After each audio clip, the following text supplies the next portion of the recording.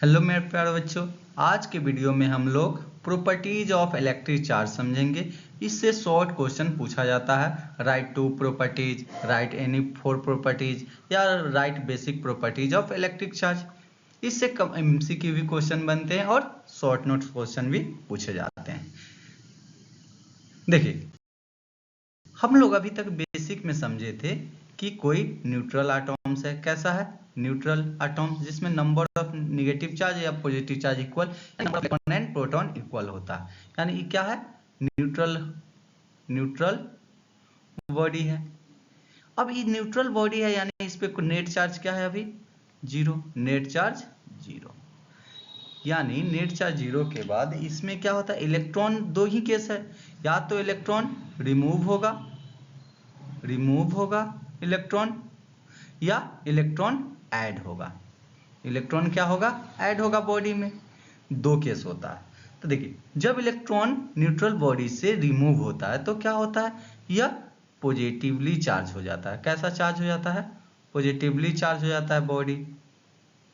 जब कोई neutral body में इलेक्ट्रॉन ऐड होता है तो कैसा चार्ज बन जाता है? Negatively charge. ये सब हम लोग देख चुके हैं पहले ही। और इसका चार्ज का यूनिट क्या होता है? इलेक्ट्रिक चार्ज का यूनिट होता है कूलम। क्या होता है? कूलम। और इसका सीजीएस यूनिट ईएसयू। सीजीएस यूनिट क्या होता है? ईएसयू और ईएमयू या ईएमयू। ये सब हम लोग पहला सेकेंड लेक्चर में देख चुके हैं। अब हम लोग इसका बेसिक प्रॉपर्टीज ऑफ समझते हैं कि क्या क्या प्रॉपर्टीज है। तो देखिए, पहला प्रॉपर्टीज में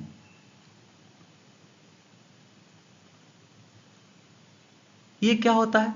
ये नेचुरल प्रॉपर्टीज ऑफ मैटर होता है। यानी इलेक्ट्रिक चार्ज होता है, क्या होता है कि ये इनहेरेंट प्रॉपर्टीज, इनहेरेंट यानी इनहेरेंट मतलब क्या होता है? नेचुरल प्रॉपर्टीज ऑफ मैटर होता है। यानी जितने भी, इसका मीनिंग क्या होता है कि जितने भी मैटर है उसमें पहले से ही नेचुरली इलेक्ट्रिक चार्ज प्रेजेंट रहता है, बस उसमें इलेक्ट्रॉन ऐड या रिमूव बाद में होता है। अब देखिए, ये हो गया फर्स्ट। सेकेंड क्या होता है कि electric charge can not be exist without mass. Electric charge can not be exist without mass, या बिना मास के कभी एग्जिस्ट नहीं करता है। ये तो दो प्रॉपर्टी हो गया। अब देखिए, थर्ड में देखते हैं ये कितने टाइप्स के होते थे? दो टाइप्स के। यानी चार्ज होगा, पॉजिटिवली चार्ज होगा या negatively charge. Positively charge and negative charge होते हैं। कितने टाइप्स के चार्ज होते हैं? Positive charge and negative charge. देखिए, इससे एक और प्रॉपर्टीज बन जाता है positive charge and negative charge पे। देखिए, जैसे में पॉजिटिव चार्ज को हम लोग सिंबल प्लस से और निगेटिव चार्ज को सिंबल एन से, तो इससे अब पूछा जाता है कि इसके दोनों चार्ज के बीच में कूलम्स लॉ के अकॉर्डिंग कि दो चार्ज है, तो इसके बीच में जो फोर्स लगता है, कौन सा? इलेक्ट्रोस्टैटिक फोर्स जो लगता है वह कैसा होता है? तो इसके पे देखिए चार क्वेश्चन पूछा जाता है। देखिए, positive charge and positive charge तो क्या करता है? रिपेल करता है। पॉजिटिव चार्ज रिपेल करेगा। निगेटिव चार्ज ये भी क्या करेगा? रिपेल ही करेगा। और सेकेंड पूछा जाता है कि positive charge and negative charge या पॉजिटिव चार्ज ये क्या करता है? अट्रैक्शन फोर्स लगता है। कैसा फोर्स लगता है? अट्रैक्शन फोर्स लगता है। देखिए, अट्रैक्शन फोर्स यानी इसको जो, देखिए इसको हम लोग दोनों को कैसा बोलते हैं? Like charge. लाइक चार्ज का मतलब क्या होता है? Same charge.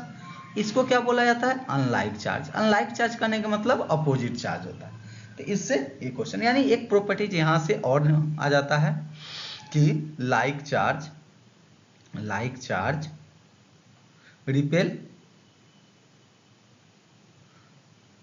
Repel and unlike charge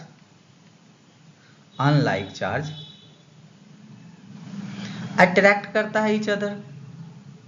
attract each other. यानी एक प्रॉपर्टीज ये और हो गया, यानी चार प्रॉपर्टीज हो गया। क्या क्या हो गया? ये चार: इनहेरेंट प्रॉपर्टीज ऑफ मैटर होता है, electric charge can not be exist without mass, positive charge and negative charge होते हैं, लाइक चार्ज क्या करता है, रिपेल करता है, अनलाइक चार्ज अट्रैक्ट करता है। अब एक और क्वेश्चन पूछा जाता है, देखिए अब नेक्स्ट प्रॉपर्टीज फिफ्थ देख लेते हैं कि फिफ्थ क्या होता है प्रॉपर्टीज। तो देखिए एक और होता है कि ऑब्जेक्ट चार्ज होता है तो उसका मास क्या होता है, इंक्रीज या डिक्रीज होता है। when any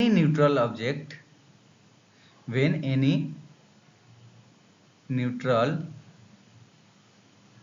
object charge, then mass of the object change, यानी जब न्यूट्रल एटॉम चार्ज होगा तो दो ही होगा, एक केस होगा नेगेटिव चार्ज, क्या होगा, इससे देखिए एक क्वेश्चन एमसीक्यू में पूछा भी है कि जब वो निगेटिवली चार्ज होगा तब उसका मास इंक्रीज होगा या डिक्रीज होगा, या पॉजिटिवली चार्ज होगा तब उसका मास इंक्रीज या डिक्रीज होगा। ये दो क्वेश्चन पूछा जाता है, यानी जब सीधे क्वेश्चन दे दे, देखिए 3 एमसीक्यू इससे बन सकता है कि when any object charge then mass of the object will increase या डिक्रीज हो सकता है। देखिए नेगेटिव चार्ज मतलब क्या होता है, देखिए जब नेगेटिव चार्ज, जब वो इलेक्ट्रॉन ऐड हो रहा है, क्या हो रहा है, ऐड इलेक्ट्रॉन होता है, ऐड इलेक्ट्रॉन यानी मास क्या हो जाएगा, इंक्रीज हो जाएगा, यानी जब बॉडी निगेटिवली चार्ज होगा तो उसका मास इंक्रीज हो जाएगा। जब इसमें रिमूव होता है इलेक्ट्रॉन, क्या होता है, रिमूव होता है इलेक्ट्रॉन, यानी ये इस समय मास डिक्रीज हो जाएगा। तो एक एमसीक्यू क्वेश्चन इससे भी पूछा भी है, यानी इससे 3 क्वेश्चन बन सकते हैं कि जब when any neutral object charge होगा तब ऑब्जेक्ट का मास क्या होता है, चेंज होता है, यानी इंक्रीज या डिक्रीज करेगा दोनों। और जब निगेटिवली चार्ज होगा तो मास इंक्रीज करेगा, जब पॉजिटिवली चार्ज होगा तो डिक्रीज करेगा। ये हम लोग देख चुके हैं। अब हम लोग 6 प्रॉपर्टीज देख लेते हैं। It is a scalar quantity होता है, it is a scalar quantity, scalar quantity. और 7 प्रॉपर्टीज क्या हो जा सकता है, देखो 7 प्रॉपर्टीज क्या हो जाएगा, 6 properties, it is a scalar quantity, इस क्वांटाइजेशन ऑफ चार्ज होता है, principle of quantization of charge होना चाहिए। इलेक्ट्रिक चार्ज क्या होता है, principle of quantization of charge. Quantization of charge में क्या होता है, क्वांटाइजेशन ऑफ चार्ज यानी चार्ज जो होगा Q equal to n e, quantization of charge क्या बताता है, Q इक्वल टू एनी, यानी n जो होना चाहिए इंटीजर नंबर होना चाहिए, क्या होना चाहिए, इंटीजर नंबर। इंटीजर नंबर क्या हो सकता है, चार्ज, निगेटिव, पॉजिटिव। अब देखिए यानी, और n क्या नहीं होना चाहिए, या तो फ्रैक्शन में नहीं होना चाहिए, फ्रैक्शन, डेसिमल, रूट, ये सब में होगा तो चार्ज नहीं होगा।